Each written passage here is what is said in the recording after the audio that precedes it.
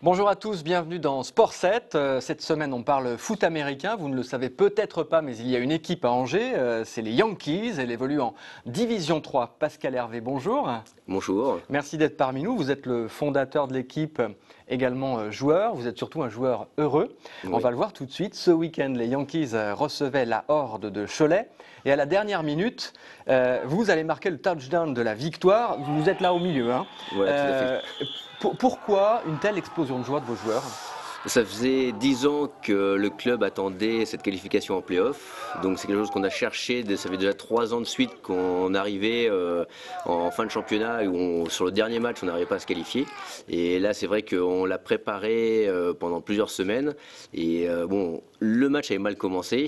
À la mi-temps on était même mené 22-6. On verra tout le déroulé, donc, mais là c'est le résultat qui compte. Vous êtes en play-off pour la première fois. Pour la première fois depuis 10 ans. Donc c'est vraiment un aboutissement. Et c'était ce qu'on s'était donné comme ambition en début de saison. Alors merci pour la dramaturgie de l'histoire, parce que vous marquez les derniers points qui donnent la victoire. En sortant du terrain après votre touchdown, je vous ai entendu dire faut passer la balle aux vieux.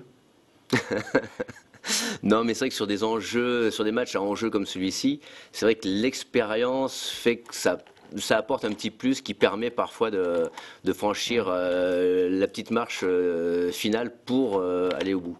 C'est vrai qu'on peut avoir, les jeunes, par manque d'expérience, peuvent, même s'ils sont bons, ne pas voir certaines choses et rater peut-être. Mais bon, voilà, on a vu tout au long du match, de toute façon, que même les jeunes sont là et voilà, la relève est assurée pour nous, il n'y a pas de problème. Pascal, vous êtes encore jeune, je rappelle à nos téléspectateurs, je dis que vous avez quand même 46 ans. Bon, vous êtes surtout un homme de caractère. On va voir quelques images de vous à la mi-temps alors que votre équipe est menée. Et là, on écoute quelques secondes. Il rentre dans le trou, t'as Captain Baker qui est là, il explose la gueule du Baker. Le rôle du fullback, c'est ça. Si c'est derrière, les corners qui rentrent, ils prennent dans mon Vous êtes dos. un peu énervé quand même. Oui, tout à fait, parce que ça fait malheureusement depuis le début de la saison, on démarre les matchs avec des scénarios catastrophes. On arrive à la mi-temps, on est mené systématiquement et bon, voilà, on n'arrive pas à rentrer dedans. Il nous faut une mi-temps pour pouvoir commencer à jouer notre football et ensuite en deuxième mi-temps, donc voilà, je sais pas, ce qui se passe à la mi-temps, ce qui est dit par les coachs et par les anciens dynamise l'équipe et quand on revient sur le terrain en deuxième mi-temps, à ce moment-là, voilà, on commence à jouer. Bon, justement, voilà. Direction de terrain, on va voir les images mi-temps par mi-temps. On va commencer par dire une chose, le foot américain est un sport très simple. Pour expliquer rapidement, vous avez 4 tentatives pour faire avancer le ballon de 10 yards. 10 yards, c'est la distance qui est entre les 2 balises qu'on vient de voir. Tout à fait. Si vous réussissez, vous avez à nouveau 4 tentatives. Si au bout de 4 tentatives, vous n'avez pas réussi, la balle à l'adversaire. On peut dire que c'est les règles simples, on ne va pas s'étendre dessus. En tout cas, première mi-temps, vous avez marqué les premiers, mais ensuite vous êtes quand même fait un petit peu marcher dessus. Tout à fait. On n'a plus joué au football. On a regardé l'équipe de Cholet jouer et eux en ont profité. Et une équipe qui est bien rodée, qui ont des jeux d'attaque très bien organisés. Et pourtant on les connaît, mais on les a regardés faire.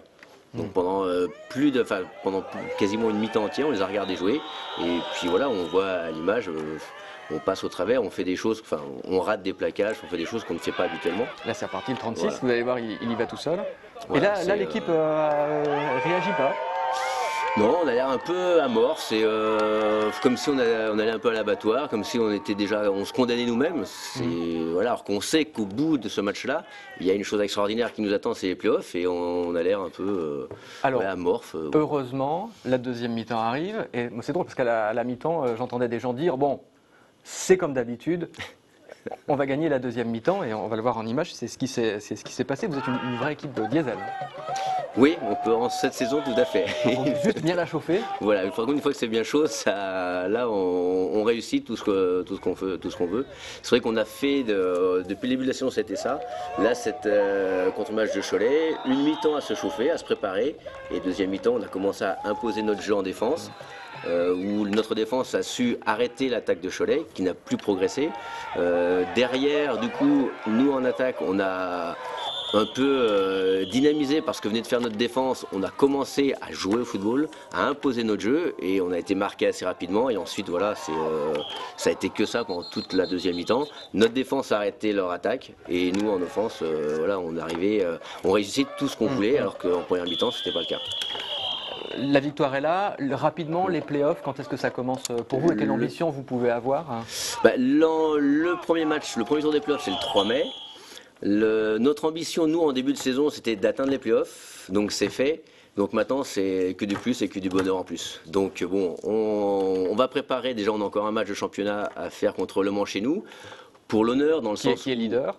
Qui est leader dans le sens où bon, eux ils sont premiers, nous deuxième, et même si l'on gagne contre Le Mans, ça ne changera pas le classement.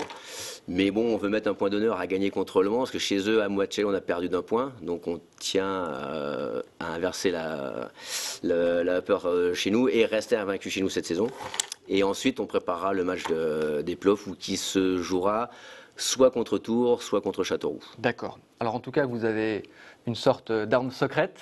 De l'extérieur, moi je peux dire qu'il y a un joueur qui est quand même assez agréable à voir. Il s'appelle Serge Blaye et c'est l'autre running back, puisque c'est votre poste également. C'est celui qui reçoit la balle et qui part en courant. Tout à fait. Là, il va vite quand même.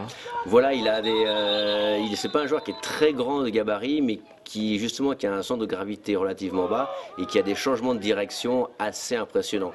On le voit au niveau des jambes, il y a une masse musculaire au niveau des jambes qui lui font faire des choses que bon, d'autres joueurs ne sont pas capables de faire. À 46 ans, vous courez encore comme ça? Non, non. Je pense que j'ai jamais couru comme ça. Bon. Alors Serge, on lui a posé la question, mais comment faites-vous, Serge? Il va nous répondre. Une équipe qui bloque, on est toute une équipe et il faut avoir les jambes. Ah là Usain Bolt. Usain Bolt. Le fils caché de Usain Bolt. Voilà. Non, mais c'est vrai qu'il dit quelque chose qui est très juste. C'est vrai qu'il a des jambes, donc il court très vite. Nous, on a un sport où, justement, ce qui est important, comme l'a dit Serge, c'est qu'il y a une équipe, il a des blocs. C'est-à-dire que tout seul, il ne pourrait pas faire ce qu'il fait. Ouais, c'est parce qu'on lui prépare le terrain. C'est parce qu'on lui prépare le terrain. Sur le jeu, le foot américain, on joue tous ensemble, on a des tactiques, des combinaisons à mettre en place. Chaque joueur a son rôle à jouer sur chaque combinaison. S'il y a un joueur qui rate son travail, la combinaison ne pourra pas aller jusqu'au bout. Donc c'est ça que j'apprécie beaucoup dans ce sport-là, c'est que c'est soit on joue, enfin quand on joue, c'est on gagne tous ensemble, ou si on perd, c'est tous ensemble. D'accord. On est allé vous voir la semaine dernière à l'entraînement et surprise, il semblerait que quasiment la moitié des joueurs aient débuté le football américain il y a très peu de temps et cette saison. On peut réellement apprendre le foot américain en aussi peu de temps? Oui, donc en plus nous on peut accepter n'importe quel gabarit parce que bon il faut des gros costauds pour bloquer, il faut des joueurs fins et rapides pour courir et sprinter.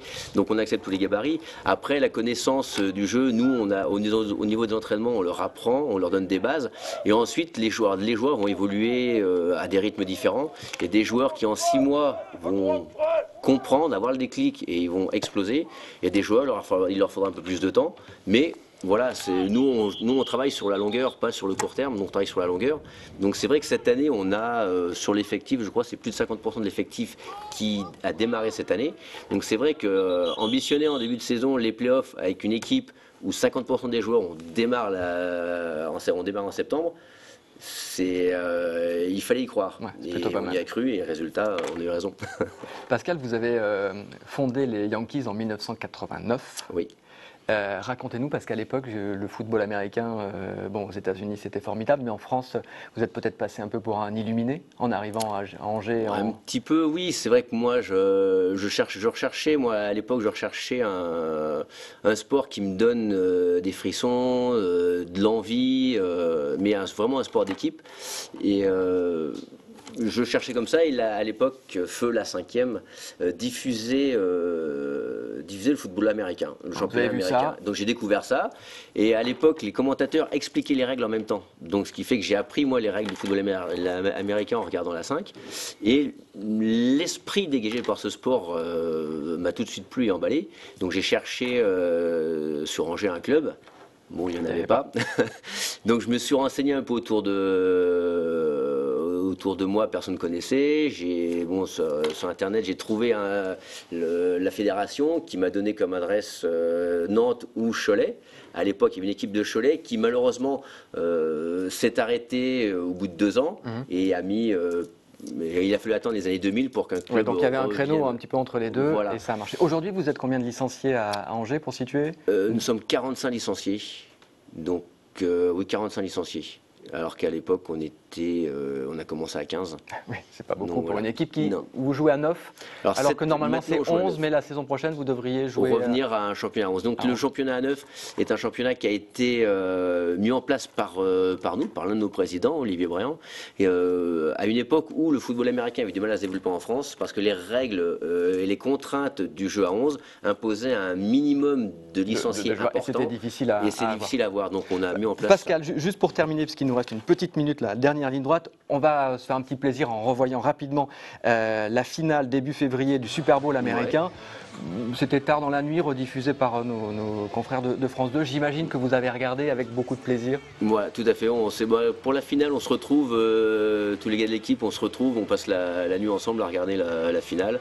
Et c'est un petit moment de plaisir pour nous. En plus, on voit des images assez spectaculaires. Donc non, on passe un bon moment. Ouais. Est-ce que vous êtes forcément fan américain? Est-ce que vous avez déjà vu un match en vrai? Non. Ah, il faut.